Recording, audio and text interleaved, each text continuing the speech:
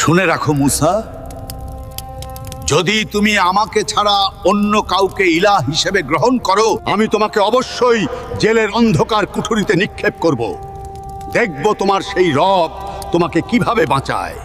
একটি ভূমি যেখানে শতাব্দীর পর শতাব্দী এমন এক রাজা শাসন করেছিল যে শুধু মুকুটের নয় বরং খোদা হওয়ার দাবিও করত। সে বলতো, হে আমার জাতি, তোমরা কার ইবাদত করবে? আমিই তো তোমাদের সর্বশ্রেষ্ঠ রব।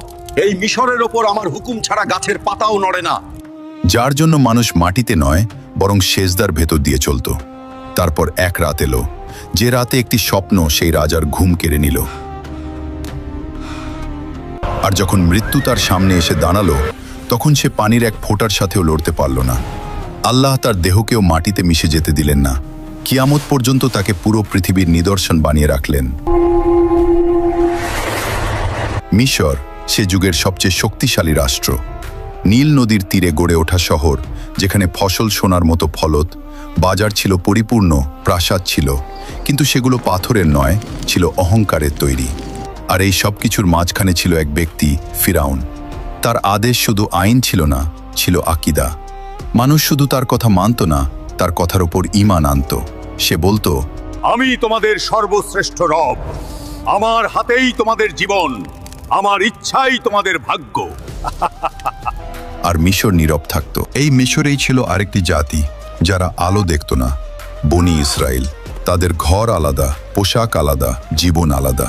জোর করে তাদের দাস বানানো হয়েছিল। জোরে টানো। ক্লান্ত শরীরে লুটিয়ে পড়ত। তাদের নারীদের শুধু জীবিত রাখা হতো যাতে দাসত্বের শৃঙ্খল চলতে থাকে। ফিরাউন ইচ্ছাকৃতভাবেই এই জাতিকে দুর্বল করে রেখেছিল। সূর্য যেমন একা আকাশ শাসন করে, আমি ফেরাউনও তেমনি এই পৃথিবীর ইঞ্চি ইঞ্চি মাটি শাসন করি। কারণ যে জাতি দুর্বল থাকে সে কখনো ক্ষমতার সিংহাসন নাড়িয়ে দিতে পারে না। তাফসিরে ইবনে কাসির অনুযায়ী এক রাতে ফিরাউন স্বপ্ন দেখল। সে দেখল বায়তুল মুকদ্দাসের দিক থেকে এক আগুন বের হয়ে মিশরের ঘরগুলো জ্বালিয়ে দিচ্ছে, কিন্তু বনি ইসরায়েলের ঘরগুলো নিরাপদ। ফিরাউন ভীত হয়ে ঘুম থেকে উঠে বসল। এই প্রথমবার সে নিজেকে দুর্বল অনুভব করল।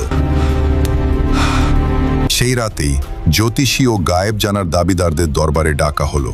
স্বপ্ন শোনানো হলো। হে মহামান্য সম্রাট, আমাদের গণনা বলছে এই রাজ্যে শীঘ্রই এমন এক ছেলের জন্ম হবে যে আপনার রাজত্বের জন্য মহা বিপদ হয়ে দাঁড়াবে। এখান থেকেই ফিরাউনের অহংকার ভয়েতে রূপ নিতে শুরু করল। যখন ভয় হৃদয়ে ঢুকে পড়ে, তখন বুদ্ধি চলে যায়। ফিরাউন ভাবল, সমস্যা জন্মানোর আগেই শেষ করে দিই। আর তখন সেই আদেশ লেখা হলো, যা আইন ছিল না, ছিল হত্যার ফরমান। ফিরাউন বলল, বনি ইসরায়েলের সব পুত্র সন্তানদের উপর আমার কঠোর ফরমান জারি করো। আমি চাই এই বংশের প্রদীপ চিরতরে নিভে যাক। শহরে শহরে তলোয়ার চলল। মায়েদের কোল খালি হলো। হাজার হাজার নিষ্পাপ শিশু হত্যা করা হলো। এই জুলুমের সময়ই জন্ম নিলেন মুসা আলাইহিস সালাম। তার মা প্রতি মুহূর্তে ভয়ের মধ্যে থাকতেন।